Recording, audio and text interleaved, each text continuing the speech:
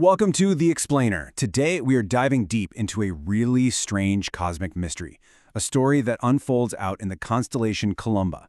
It's all about a pulsar that seems to be breaking all the rules we thought we knew, a dying star that is for some reason shining way brighter than it should be. So, I want you to picture this. Imagine a star that's in its twilight years, right?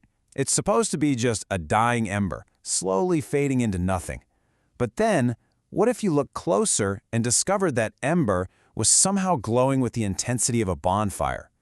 Well, that's the bizarre puzzle we're going to unpack today with a pulsar named B0628-28. Okay, so to really get just how strange this thing is, we first have to talk about what it's supposed to be. And the answer is, well, a totally normal, almost boring cosmic object.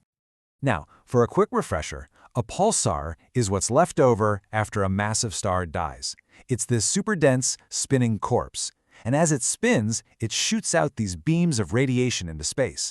If one of those beams happens to sweep past Earth, we see a little pulse of light, just like a ship at sea seeing the beam from a lighthouse. All right, let's meet our main character.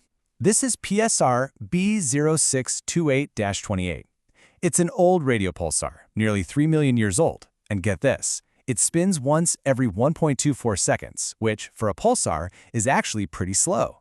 So looking at its stats, old and slow, astronomers basically expected it to be really faint, just a quiet object, barely a whisper in the cosmos. And you knew there was a but? When astronomers actually pointed their X-ray telescopes at this supposedly sleepy star, they got the first clue that something was very weird. Back in the early 2000s, the Chandra space telescope spotted a source of X-rays right where the pulsar should be. Now, the signal was weak, the data was pretty limited, so we couldn't figure out what was really going on. It was this tantalizing little clue, but it wasn't the smoking gun. Not yet. And this really gets to the heart of the problem.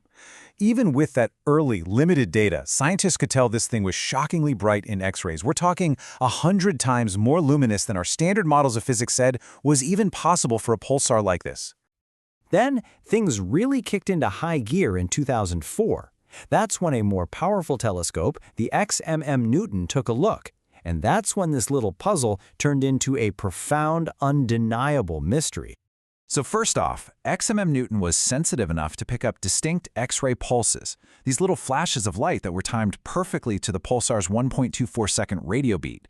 This was definitive proof. The X-ray source and the radio pulsar were, without a doubt, the exact same object. But then the data revealed a number that was just stunning: 16%. That's the pulsar's X-ray efficiency. It's the percentage of energy it loses from slowing its spin that is converting directly into X-rays. To put that number in perspective for you, a normal, well-behaved pulsar converts about 0.1% of its spin-down energy into X-rays, a tiny fraction. Our guy, B0628-28, converts a whopping 16%. It is just absurdly, unbelievably efficient. This incredible discovery made it the very first X-ray over-luminous pulsar ever found. I mean, this finding didn't just bend the rules. It suggested the entire rulebook for how old pulsars are supposed to behave might just be completely wrong. So that left scientists with one heck of a question. How is it doing this? How is this even possible? And to figure that out, they had to analyze the type of X-ray light it was putting out. Well, we call it spectral signature. Okay, so there were two leading theories. The light could be non-thermal, which means it's created by high-energy particles getting whipped around in the pulsar's crazy powerful magnetic field, or it could be thermal, which is just the heat glow from a super hot spot on the pulsar's surface, kind of like a glowing polar cap. And at first, the XMM Newton data seemed to have an answer. The light signature was a much better fit for that non-thermal model, so that suggested the X-rays were coming from the magnetosphere.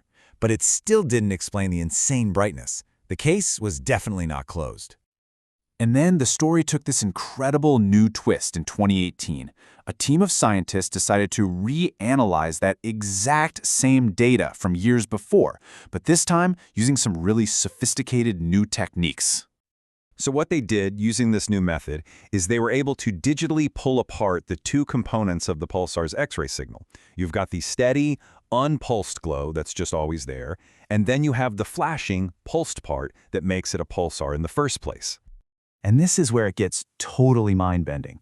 The steady glow, it looked non-thermal, just like they thought.